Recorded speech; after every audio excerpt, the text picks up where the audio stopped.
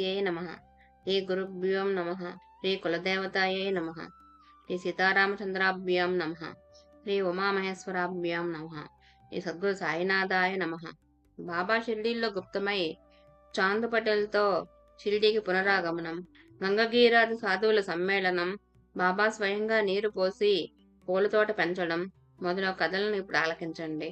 షిర్డీలో గుప్తమైన బాబా చాలా కాలానికి ముసల్మాన్ల పెళ్లివారితో మరలా షిర్డీ ప్రవేశించారు. వీరి రాకముందే దేవిదాస్ అక్కడ ఉండేవారు. వీరి తర్వాత జానకిదాస్ కూడా షిర్డీలో ఉండడానికి వచ్చారు.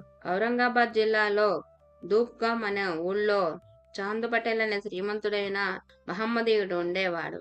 అతడు ఔరంగాబాద్లో పర్యటిస్తుండగా అతని గుర్రం తప్పిపోయి 2 నెలలు వెతికినా కనిపించలేదు.